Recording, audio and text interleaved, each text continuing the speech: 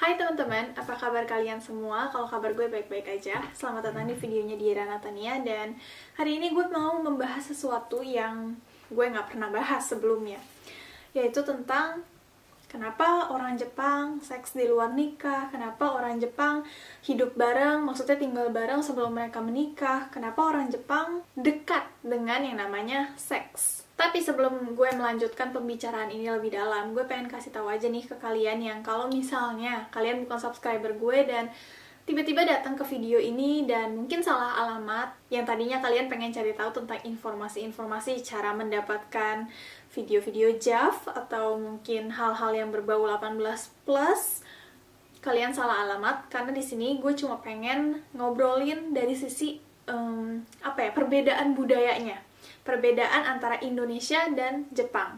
Jadi awal kenapa gue ke-trigger untuk bikin video ini, karena beberapa hari yang lalu, sebenarnya nggak beberapa hari yang lalu aja sih, gue udah dari lama ngeliat ada banyak ya content creator, youtuber-youtuber di Jepang, orang Indonesia di Jepang, yang menjadikan hal ini tentang kehidupan seks di Jepang ini sebuah konten.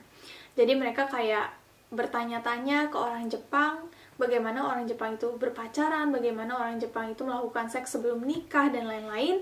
Dan ini dijadikan konten, dan konten seperti ini tuh selalu laku. Dan jujur aja, kayak informasinya misleading.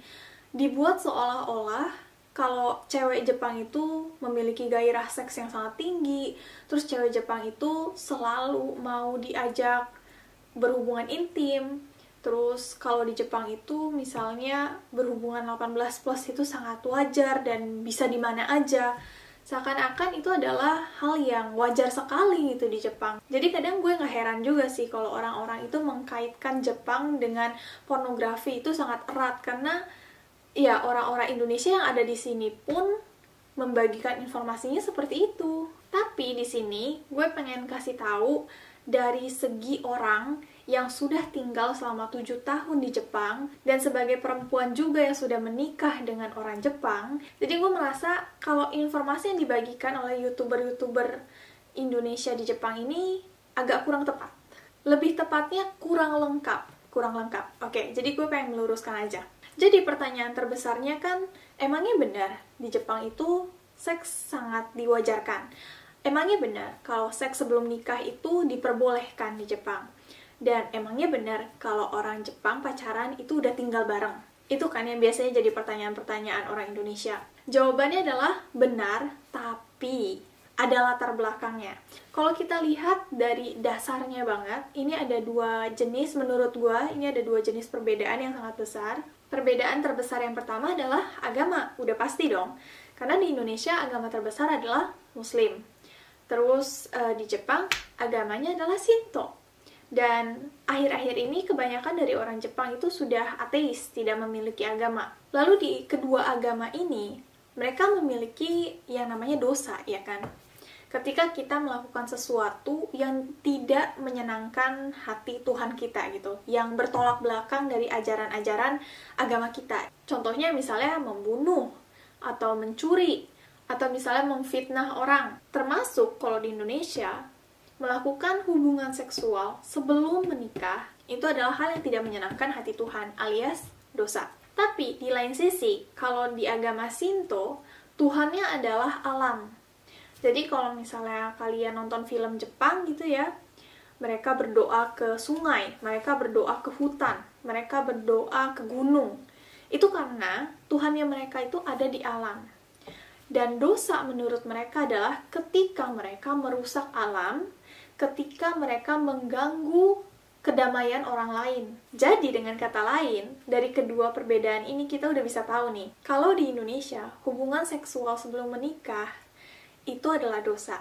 Tapi kalau di Jepang, hubungan seksual sebelum menikah itu tidak mengganggu siapapun. Karena kalau misalnya ada orang Jepang, dua orang Jepang pacaran gitu, terus mereka melakukan hubungan seksual atas dasar kemauan mereka sendiri, dan mereka tidak merugikan orang-orang yang ada di sekitarnya, itu bukan dosa bagi mereka. Lalu perbedaan terbesar kedua adalah pendidikan. Gue nggak tahu untuk anak-anak sekarang, tapi waktu zaman gue, pendidikan tentang sex education ini itu sangat-sangat minim. kalau menurut gue. Karena gue masih inget banget dulu di pelajaran biologi, gue memang dikasih tahu gitu gimana caranya embrio itu terbentuk, bagaimana caranya sel sperma itu masuk ke dalam tubuh wanita misalnya, diajarin. Tapi sebatas itu aja, gak diajarin hal-hal yang lebih. Tapi kalau di Jepang, gue pernah tanya sama suami gue nih yang orang Jepang, di sekolah kamu dulu sex education-nya itu seperti apa? Terus dia bilang, gue lupa deh SMP atau SMA, itu pernah diajarin bagaimana cara memasang kondom, guys. Cara memasang kondom diajarin. Lalu mereka juga diajarkan bagaimana cara untuk menghindari kehamilan, kayak misalnya minum pil, atau memakai kondom, atau memakai ini itu, dan lain-lain. Lalu di sekolah mereka juga diajarkan yang namanya Sandai Yokyu. Sandai Yokyu, yang artinya adalah 3 kebutuhan terbesar manusia. Yang pertama adalah makan. Kita perlu makan sehari 3 kali. 2. Tidur. Satu hari kita harus tidur 6-8 jam. Yang ketiga adalah, teman-teman udah bisa tebak. Dan karena mereka diajarkan hal ini dari sejak dini, itu membuat mindset mereka, kalau ada orang pacaran, itu udah pasti mereka melakukan hubungan seksual. Dan itu wajar. Jadi, tidak ada yang menjudge. Tidak ada yang saling mencibir di belakang. Karena toh kalau misalnya diri dia sendiri pacaran, dia juga akan melakukan hubungan seksual. Makanya ini pengalaman gue sendiri sih dulu waktu masuk kampus di Jepang. Temen gue tuh ada yang pernah nanya ke gue, dan ini bikin gue kaget banget waktu itu. Lu seberapa sering melakukan hubungan seksual sama pacar lu? Dia tanya kayak gitu ke gue. Dan gue kaget banget karena seumur umur gak ada satupun orang yang pernah nanya kayak gitu ke gue. Sebegitu wajarnya ngomongin tentang hubungan seksual di Jepang. Dan akhirnya perbedaan ajaran agama dan perbedaan pendidikan yang ada di Indonesia dan di Jepang ini melahirkan perbedaan budaya.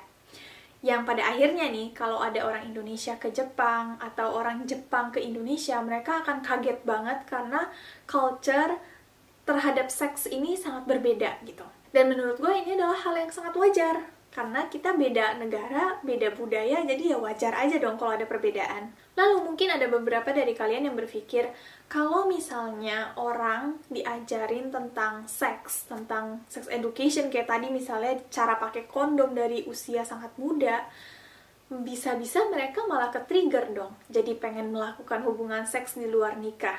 Nah, setelah gue cari tahu di internet, rata-ratanya umur orang Jepang melakukan hubungan seksual itu berapa sih? Dan kalian tahu jawabannya berapa? 19 tahun. Lalu gue juga mencari tahu berapa sih usia rata-rata orang melakukan hubungan seksual di Indonesia untuk pertama kalinya ya. Dan jawabannya, teman-teman bisa tebak, 19 tahun. Sama aja guys. Ternyata sama aja. Mau di Jepang, mau di Indonesia sama aja.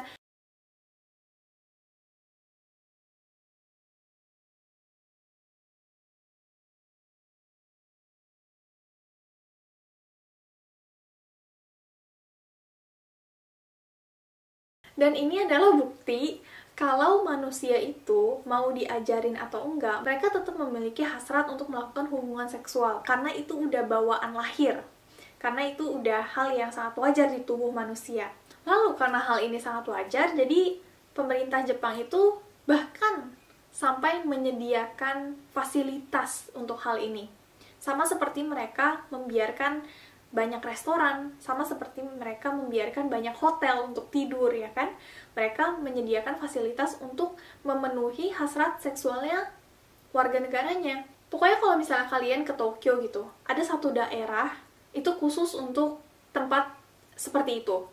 Terus kalau kalian ke Hokkaido, sama, ada tempat khusus untuk tempat seperti itu gitu. Lalu kalau misalnya kalian ke minimarket di Jepang, itu pasti ditaruh buku 18+. Kalau misalnya kalian ke toko DVD, itu pasti ada satu tempat, satu corner, khusus untuk DVD 18+. Itu dijual secara legal, itu dijual secara normal. Oke, sekarang kita mau masuk ke kesimpulan.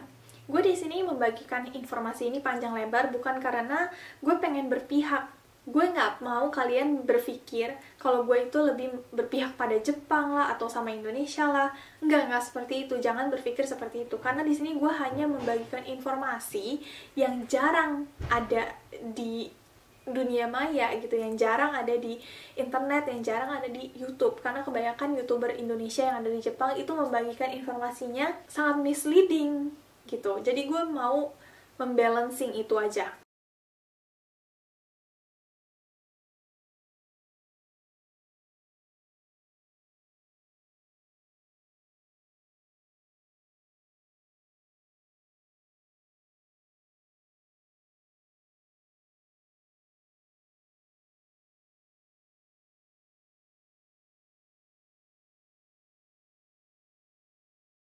Lalu gue di sini juga sebenarnya udah mengalami banyak hal kan. Gue merasa kalau lebih baik kita sebagai manusia itu memiliki opini atau kita memutuskan sesuatu atas dua perspektif. Sama seperti misalnya kita jadi guru TK.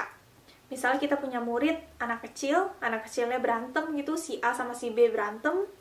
Lalu kita nih sebagai guru, kita harus tanya dong ke mereka, apa yang bikin mereka berantem. Misalnya pertama kita tanya dulu ke si A, lalu si A pasti bilang dong kalau si B yang jahat. Apakah kita langsung decide, apakah kita langsung memutuskan kalau oh si B ini anak yang bandel? Kan gak kayak gitu. Kita harus tanya dulu ke si B-nya juga. Kita harus membiasakan diri untuk melihat segala sesuatu itu dari dua perspektif. Dan satu hal lagi nih yang terakhir, yang benar-benar terakhir, kalau misalnya opini orang itu berbeda, itu adalah hal yang wajar dan tidak perlu diperdebatkan. Kalau misalnya si A bilang orang Jepang adalah orang yang sangat berdosa, ya itu terserah dia.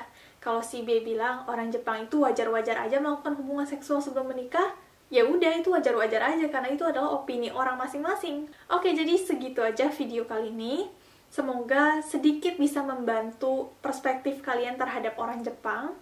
Dan sampai jumpa di video berikutnya. Bye!